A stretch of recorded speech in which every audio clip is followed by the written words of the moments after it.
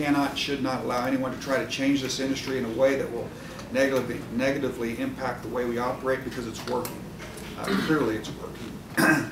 The FCC's own survey that they came out with just recently said that 92% of U.S. consumers were satisfied or very satisfied with their wireless service. And we will certainly work hard to get the other 8% on board, but 92% ain't bad.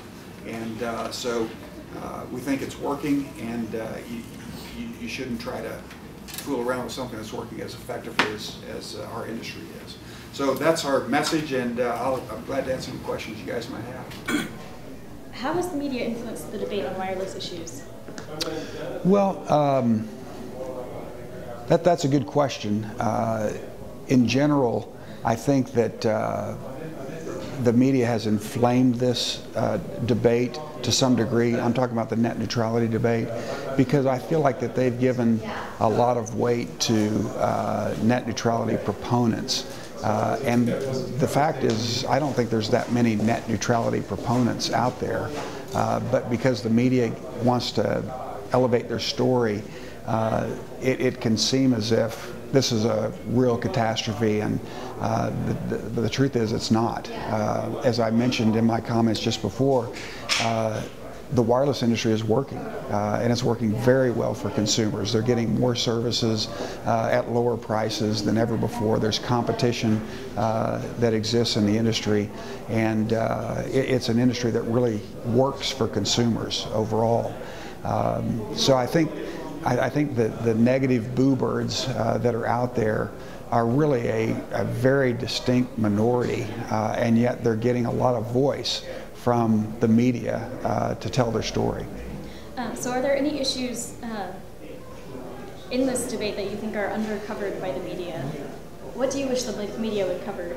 Well, I think the story that we are always telling is the great story of the wireless industry, how far we've come in such a short period of time, and how our services have grown and prospered, and yet consumers are getting that service at even lower prices, and I think that is really a great story.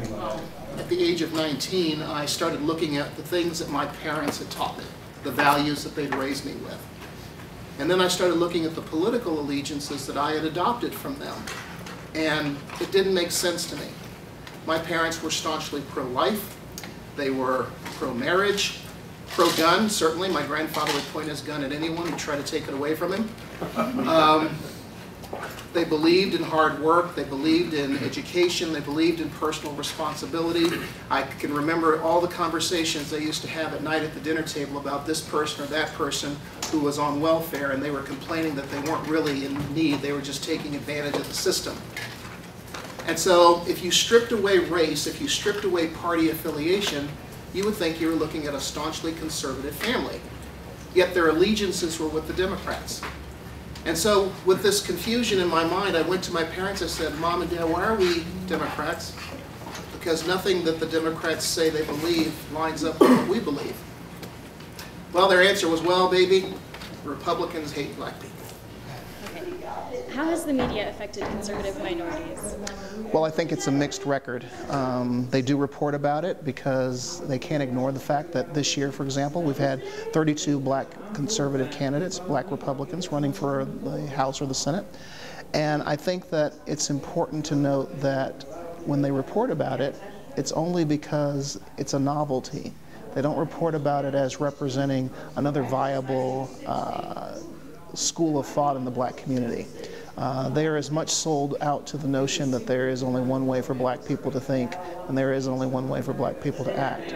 So usually you'll see little editorial commentary inserted into the news article about these people and where they stand. In fact, there was a recent press conference where a group of black conservatives came out to defend the Tea Party movement. And one news report referred to them as the token crazies of color.